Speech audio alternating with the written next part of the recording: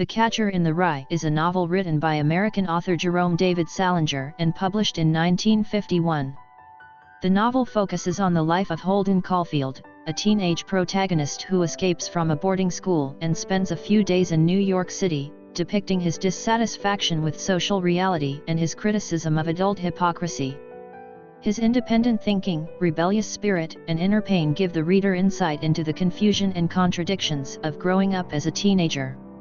The themes presented in this novel are also very deep, including criticism of society, thinking about the meaning of human beings and the search for self-knowledge. In addition to the brilliant content, the literary style of The Catcher in the Rye is also very unique. Salinger's writing style is simple and vivid, and he writes about Holden Caulfield's inner world in a language that is easily understood by ordinary people, allowing the reader to experience the character's emotions deeply. The Catcher in the Rye was widely discussed and debated after its publication. Some criticized the book's language and plot as ridiculous, while others found it to be an insightful and inspiring work of literature. It is undeniable that the novel caused a huge sensation and became a cultural phenomenon at the time. The book, The Catcher in the Rye, has a beautiful title, and in my mind I thought it should be a story about a scarecrow who protects a golden field of wheat, or a metaphor for a wise man with a loving heart who quietly watches over his heart with a certain expectation and a beautiful field. However, after reading the book, I realized that I was completely wrong. So, what kind of story does the long novel The Catcher in the Rye tell? Is the content really as beautiful as its name? The novel's impact on society is the first thing we should look at. A. The influence of the novel. The Beatles are a British, legendary rock band. In the 1960s, the Beatles had a worldwide Beatlemania. The band's unconventional personality and behavior influenced a generation of people's artistic interests, clothing styles, and attitudes towards life, and rock music entered a new period of change. If you don't know this band, think of the classic song Yesterday, which is one of the Beatles' masterpieces. John Lennon was the soul of the four members. However, on December 8, 1980, John Lennon was shot and killed in New York City, just as the Beatles' songs were sweeping the world. The murderer was his fan, Chapman, who was only about 30 years old. After the shooting, the young man sat unhurriedly on the street and read the novel The Catcher in the Rye. The unbelievable thing is later on. It is said that after his imprisonment, he sent a note to the newspaper, claiming, "I hope that one day you will all read The Catcher in the Rye, and all my efforts in the future will be directed towards this goal, because there are many answers in this extraordinary book. It is my sincere hope that in your search for these answers, you will read The Catcher in the Rye, thank you." Later, in court, the madness and obsession with the book escalated again as Chapman, on trial, recited classic quotes from The Catcher in the Rye and explained that Lennon had been corrupted by commercialism, so he shot him to protect Lennon's innocence. It means that he wanted to be the catcher in the rye to remove the hypocrites from the world. The heart of this bloodbath was a book, The Catcher in the Rye, in which loyal fans shot and killed the singer they admired. What a sad and unexpected event. A few months later, on March 30, 1981, President Reagan was shot and killed by a young man who shot him 6 times as he was walking out of the Hilton Hotel in Washington, D.C., after giving a speech. The same book, The Catcher in the Rye, was found in the hotel room of the murderer, John David Hinckley. This is the great impact, or the magic, of Salinger's novel on society. After its publication in 1951, the book sold rapidly and resonated with many young people. The book, The Catcher in the Rye, was banned from many libraries and schools at the time, and they went under the covers at night and read it secretly behind their parents' backs with a flashlight. Soon, a new trend emerged in the society. Young people followed the example of the main character, Holden, wearing trench coats and red caps with backward-flipping brims in winter. This is a book that promotes the spirit of rebellion. In the 1970s, some college libraries banned it from their libraries, and several American high school teachers were forced to resign for teaching The Catcher in the Rye in their classes. As time went on, the novel's value and status became widely recognized. Today, it is a classic of 20th-century American literature, with more than 60 million copies sold worldwide. Author Salinger is also considered the spiritual leader of the American Beat generation. It has been said that the highest level of iconography is to reshape the world view for the admirers. I believe the author wrote this book to create a different world view, but not the idea of making people shoot to commit crimes. So, what is this book about that makes people so fascinated and has such a great impact on society? Before understanding this question, it is necessary to understand the author's situation. 2. Salinger life. Salinger was born in 1919 in New York City, USA. His father was a Jewish merchant who imported cheese and ham. It was a middle-class family, and the family was fairly well off. At the age of 15, he was sent by his parents to live in a military school in Pennsylvania. The school is said to be the setting for most of the descriptions of boarding schools in The Catcher in the Rye. In 1936, Salinger graduated from the military academy with the only diploma he had ever received in his life. Because he, like the novel's protagonist, Holden, was never very interested in learning, he always failed his exams. After the outbreak of World War II, the 23-year-old Salinger joined the army and participated in the Normandy landing. 4 years later, he retired and settled in New York City, where he began to focus on his creative work. In 1951, he published the novel The Catcher in the Rye, which made him famous in the literary world. In fact, he had written more than 20 other short stories in the previous 10 years. No one expected The Catcher in the Rye to become one of the most important works of post-war America. When the novel was published, it was enthusiastically received by young people who thought it spoke to their hearts. At one point, American college and high school campuses were imitating the novel's protagonist and the words and actions of Holden. For a long time, reading the book became one of the basic signs of adulthood for American teenagers. Because the rebellious spirit embodied in the novel adapted to the social situation and the spiritual needs of people in post-war America, Salinger is also considered the spiritual leader of the American Beat generation. After his success, Salinger did not become an instant success, but left his fame and fortune behind and lived in seclusion in a small, isolated house for nearly 60 years. He refused to be interviewed by the media and never appeared in public until his death at the age of 91. In 1953, in Cornwall, New Hampshire, there was a 90-acre plot of land, lushly wooded, rural and quiet, with a river running through it and no one bothering it. At the age of 34, Salinger moved into this new home halfway up the mountain and disappeared from the literary scene. In front of his cabin, a sign is posted year-round: private property.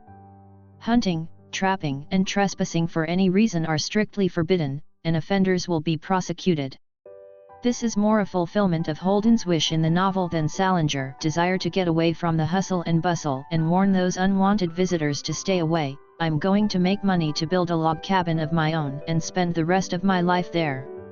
I'm going to make a rule that no one can do anything hypocritical here, and whoever does, I'm going to make a rule that no one can do anything hypocritical here, and anyone who does will get out.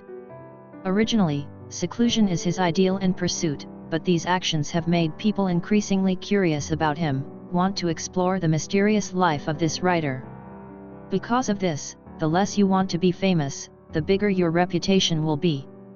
So much so that every story about him, big or small, made headlines in mainstream American newspapers. In 1974, in his last interview, Salinger said, "I found a wonderful peace in not publishing any more books. Publishing was a serious violation of my privacy. I love to write. However, only for myself and my own pleasure in writing." He never gave any interviews after that, and never gave up writing, but after 1951 he published very little publicly, and his later work became increasingly oriental in philosophy and Zen. In 2010, Salinger died. In accordance with his wishes, he left the world quietly and without a public memorial service, leaving the cottage he had never left. To this day, his nearly 60-year reclusive life remains a mystery to people, and it is unknown how many works he wrote during this time. When he was alive, he once said, "I live in this world, but I don't belong to it. This is perhaps the best reason for him to stay away from the crowd and leave the mystery behind. An immature idealist dies miserably for his ideals, while a mature idealist is willing to live for his ideals. Although he has passed away, his The Catcher in the Rye is still influencing the world and causing people to think about it in the literary world. In this sense, he is still alive in this world. 3. The Catcher in the Rye, what is he watching for? After reading the above introduction, we will know that The Catcher in the Rye is a semi-autobiographical work by Salinger. In the 1950s, the United States had just won World War II and had become a political, economic, and military power. During that period, New York was the epitome of American pragmatism and utilitarian society. It symbolized the most hypocritical of all. The spiritual life of man was not a green field of wheat, but a wasteland where no one cared about the feelings of others. The contradictory and confused outlook on life and morality of the teenagers represents the thinking and situation of a large part of the population at that time. This is the background of the novel. In 160,000 words, the book tells the story of 16-year-old middle school student Holden in the first person for 3 days. Before Christmas, Holden was expelled from school for failing 4 out of 5 subjects. It took 3 days for his family to receive notice from the school, and he had left early, afraid to let his parents know. What should we do? He had been expelled from high school 3 times before, and this was the 4th time he had been expelled. He spent the 3 days before Christmas in a state of extreme depression, uncertainty, melancholy, and depression. He went out to hotels, bars, parks, cabarets, movie theaters, nightclubs, and the dazzling Broadway, smoking and drinking, and meeting prostitutes. This kind of wandering around with nothing to do but wait until the official day of going home 3 days later. During this time, Holden saw the ugliness and hypocrisy of the adult world, and drowned in the world of his childhood. He always imagined himself as a pure guardian, and finally nearly collapsed mentally. He decided to go west to make a living by himself. Before he leaves, he wants to see his sister Phoebe as a final farewell to his family. He did not want or dare to see his parents. That rainy afternoon, Phoebe arrived with a large suitcase at the appointed place. Holden felt a sour feeling and tears flowed down his face. He didn't expect his sister to be so considerate and caring to his brother who was in trouble, and she sent him supplies for the long journey and a warm farewell. He was happy and had no regrets. But he never dreamed that his sister would also plan to skip school, leave home, and travel west with him. But she was a 10-year-old girl, so what was Holden to do? This novel has been controversial since its inception, and has received mixed reviews. The positive comments are, Salinger presents us with an image of the spoiler of the 50s. This image is a bit rebellious and fierce, but also incredibly kind. Sometimes he is like a child, thinking things too simple, too perfect, a little childish. However, in this kind of simplicity, integrity and goodness is inevitable, so he is always cynical. In fact, this is exactly what The Catcher in the Rye really wants to show us with its social background. Another outstanding feature of the novel is its delicate psychological descriptions and unique use of language. Both life stream and stream of consciousness are used, and the two are cleverly combined. Many later writers have followed this style of writing, so that the style of stream of consciousness fiction will be spread and sublimated. The term stream of consciousness is a psychological term first coined by the American pragmatist philosopher and psychologist William James. He believed that human consciousness is not a connection of fragments, but is in a state of perpetual flow, hence the name stream of consciousness. Later, the English novelist May Hinckley introduced the term into the literary world. Its outstanding feature is that it breaks the traditional way of expression of fiction, using the direct narration of stream of consciousness to construct chapters and shape characters. It can break the boundaries of time and space and carry out three-dimensional, cross-dimensional depiction, thus having greater cohesion and cohesiveness. In summary, it can be said that only subjectivity and anti-rationalism are the universal characteristics of stream of consciousness fiction. It is somewhat out of place when compared to formal literary works. When The Catcher in the Rye was published, many people didn't like it either. They thought it was full of foul language, nasty, cynical and absurd. Some people specifically counted the foul language in the novel: 237 damn, 58 bastard, 31 gosh, and 6 fuck in the whole book. 6. If you read the book and think about it, you will find vulgar language on every page of the book, as if the main character is a foul-mouthed, world-weary, and cute little rascal. Regardless of the controversy, The Catcher in the Rye has been recognized as a classic of American literature after decades of hard work. What makes a novel a good work of literature? It is a work that brings profound thoughts and inspiration to people, and it must first have a heart and soul in order to win the love of the world. Moreover, if this work can reshape people's minds and trigger the progress of civilization and society, it will be famous for generations to come. In the end, all words and language are external forms, including the expression of stream of consciousness, which serve the content and soul of the novel. Of course, if the language is beautiful but poor, it will be easier for readers to read. The Watcher in the Rye is not a good read, the language is vulgar and unattractive, the story is like a running story, and there is a strong sense of gloom, distress, and boredom everywhere, but the inner thoughts it reflects are still intriguing. This may be the greatness of Salinger. In fact, he has a dream in his heart, just like the vow from the main character Holden, a dream that will never fade away. I just want to be a watchman in the wheat field. What does this story tell us to watch for? It is to protect the beauty, innocence, hope and goodness in human nature, to be a guardian of social justice and human conscience, not to let young children stray into the swampy mud and fall off the cliff, but to ride happily in the lush wheat fields. The New York Times rated the book very highly. In America, reading The Catcher in the Rye is as important as graduating with the approval of a teacher. It is an epic of youth, a manifesto to the adult world, which has influenced generations and will certainly influence many more, especially young people. The Catcher in the Rye has given room and recognition to teenagers' doubts, suspicions, and escapades.